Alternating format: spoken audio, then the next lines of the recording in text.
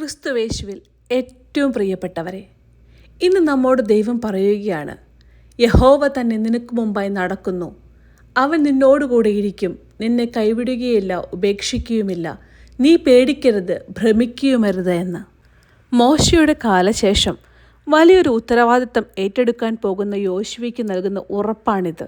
ജീവിതത്തിൻ്റെ വലിയ ഉത്തരവാദിത്തങ്ങൾക്കും പ്രതിസന്ധികൾക്ക് മുൻപിൽ നിൽക്കുന്ന നമുക്കും ഈ വചനം ഇന്ന് വലിയൊരു കരുത്താണ്. ഈ വചനം നമുക്ക് നൽകുന്ന കുറെ ഉറപ്പുകളുണ്ട്. ഒന്നാമതായി, അവൻ നമുക്ക് മുൻപേ പോകുന്നവനാണ്. നാം ഒരു കടമ്പ കടക്കുന്നതിന് മുൻപ് തന്നെ ദൈവം അവിടെ എത്തിയിട്ടുണ്ടാകും. ഒരു ജോലി അഭിമുഖമായിക്കോട്ടെ, മക്കളുടെ വിവാഹമായിക്കോട്ടെ, നമ്മുടെ രോഗാവസ്ഥ ആയിക്കോട്ടെ, അങ്ങനെ എന്ത് തന്നെ ആയിക്കോട്ടെ, നാം അവിടെ എത്തുന്നതിന് മുൻപേ സാഹചര്യങ്ങളെ ഒരുക്കാൻ ദൈവം മുമ്പേ നടന്നിട്ടുണ്ടാകും. മുമ്പേ പോകുന്നവൻ വഴിയിലെ തടസ്സങ്ങൾ നീക്കുന്നവനാണ്, അത് ഉറപ്പാണ്. ഒന്നുകൊണ്ടും ഭയപ്പെടേണ്ടതില്ല. രണ്ടാമതായി, യഹോവയായ ദൈവം നമ്മോട് കൂടെ ഇരിക്കുന്നു. പലപ്പോഴും കഷ്ടതകൾ വരുമ്പോൾ നാം ഒറ്റപ്പെട്ടു പോയെന്ന് തോന്നും. എന്നാൽ വചനം പറയുന്നു, അവൻ നിന്നോടുകൂടെ ഇരിക്കും. ഒരു കൊച്ചുകുട്ടി അന്ധകാരത്തിലൂടെ നടക്കുമ്പോൾ അപ്പൻ്റെ കൈ പിടിച്ചിട്ടുണ്ടെങ്കിൽ അവന് ഭയമില്ല. അതുപോലെ പ്രപഞ്ചനാഥൻ നമ്മുടെ കൈ പിടിച്ചിരിക്കുമ്പോൾ നാം എന്തിനാണ് ഭയപ്പെടേണ്ടത്?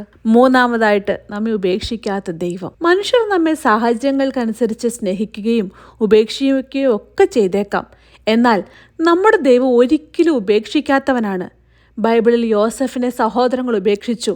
എന്നാൽ കുഴിയിലും കാരാഗൃഹത്തിലും ദൈവം അവനെ ഉപേക്ഷിച്ചില്ല. ആ ദൈവം തന്നെയാണ് ഇന്നും നമ്മുടെ കൂടെയുള്ളത്. നാലാമതായി, ദൈവം നമ്മോട് പറയുകയാണ്, ഭയവും പരിഭ്രമവും വേണ്ട എന്ന്. നമുക്ക് ചുറ്റുമുള്ള ലോകം ഇന്ന് പരിഭ്രമത്തിലാണ്.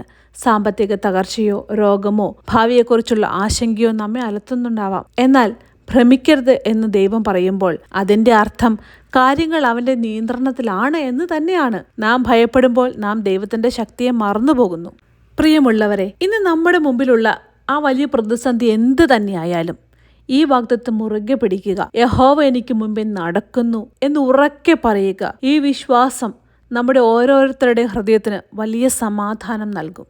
ഒരു കപ്പൽ യാത്രയ്ക്കിടെ ഭയങ്കരമായ ഒരു കൊടുങ്കാറ്റുണ്ടായി. കൂറ്റൻ തിരമാലകൾ കപ്പലിനെ വശങ്ങളിൽ നിന്ന് അടിച്ചു തകർക്കാൻ ശ്രമിക്കുന്നു. കപ്പലിലുണ്ടായിരുന്ന യാത്രക്കാരെല്ലാം ഭയന്ന് നിലവിളിക്കുകയായിരുന്നു. ചിലർ പ്രാർത്ഥിക്കുന്നു, ചിലർ ജീവരക്ഷയ്ക്കായി പരക്കം പായുന്നു. എല്ലാവരുടെയും മുഖത്ത് മരണം മുന്നിൽ കണ്ട ഭീതിയായിരുന്നു. എന്നാൽ ഈ ബഹളങ്ങൾക്കിടയിൽ കപ്പലിന്റെ ഒരു മൂലയിൽ വളരെ ശാന്തനായിരുന്ന് കളിക്കുന്ന ഒരു ബാലനെ എല്ലാവരും ശ്രദ്ധിച്ചു. കപ്പൽ മറിയാൻ പോകുന്നു എന്ന് തോന്നിപ്പിക്കുന്ന അത്ര വലിയ തിരമാലകൾ അടിച്ചിട്ടും അവൻ യാതൊരു ഭയവുമില്ലാതെ ചിരിച്ചുകൊണ്ട് കളിപ്പാട്ടങ്ങൾ വെച്ച് കളിക്കുകയായിരുന്നു. അത്ഭുതപ്പെട്ട ഒരു യാത്രക്കാരൻ ആ കുട്ടിയുടെ അടുത്ത് നിന്ന് ചോദിച്ചു, കുഞ്ഞേ, നീ കാണുന്നില്ലേ ഈ കൊടുങ്കാറ്റും തിരമാലകളും? എല്ലാവരും പേടിച്ചു വിറയ്ക്കുകയാണ്, നിനക്ക് മാത്രം എങ്ങനെ ഇത്ര ശാന്തനായിരിക്കാൻ കഴിയുന്നു? ആ യാത്രക്കാരനെ നോക്കി പുഞ്ചിരിച്ചുകൊണ്ട് ആ കുട്ടി മറുപടി പറഞ്ഞു, എനിക്ക് എന്തിനാണ് പേടി? ഈ കപ്പൽ ഓടിക്കുന്ന ക്യാപ്റ്റൻ എൻ്റെ അപ്പനാണ്. അദ്ദേഹം എന്നെ സുരക്ഷിതമായി കരയിലെത്തിക്കുമെന്ന് എനിക്ക് ഉറപ്പുണ്ട്. പ്രിയപ്പെട്ടവരെ, ആ കൊച്ചു ബാലന്റെ ഉറപ്പ് പോലെയാകണം നമ്മുടെ വിശ്വാസവും. നമ്മുടെ ജീവിതമാകുന്ന കപ്പൽ ഇന്ന് പ്രതിസന്ധികളായിരിക്കുന്ന കൊടുങ്കാറ്റിൽ ഒലയുന്നുണ്ടായിരിക്കാം, തകർന്നു പോകുമെന്ന് നമുക്ക് തോന്നുന്നുണ്ടായിരിക്കാം. പക്ഷെ ഓർക്കുക, നമ്മുടെ കപ്പലിന്റെ അമരത്തിരിക്കുന്നത് നമ്മുടെ സ്വർഗസ്ഥനായ പിതാവാണ്. അവൻ നമുക്ക് മുൻപേ നടക്കുന്നു. അവൻ നമ്മോട് കൂടെയുണ്ട്. ആ അപ്പൻ കൂടെയുള്ളപ്പോൾ നാം ഭയപ്പെടേണ്ടതില്ല. ഒരു നിമിഷം നമുക്ക് നമ്മുടെ കണ്ണുകളെ അടയ്ക്കാം, തലകളെ വണങ്ങാം. കാരുണ്യവാനായ ദൈവമേ, അങ്ങയുടെ ജീവനുള്ള വചനത്തിനായി ഞങ്ങൾ സ്തോത്രം ചെയ്യുന്നു. ഇന്ന് ഈ വചനം കേട്ട ഓരോ സഹോദരങ്ങളെയും അങ്ങ് അനുഗ്രഹിക്കണമേ.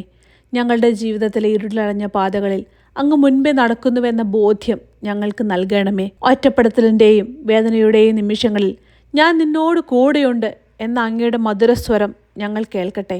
സകല ഭയങ്ങളെയും മാറ്റിക്കളഞ്ഞ് അങ്ങയുടെ ചിറകിൻ കീഴിൽ ഞങ്ങളെ മറയ്ക്കണമേ. യേശു ക്രിസ്തുവിൻ്റെ അതിപരിശുദ്ധമായ നാമത്തിൽ തന്നെ ഞങ്ങൾ പ്രാർത്ഥിക്കുന്നു. ആമേൻ.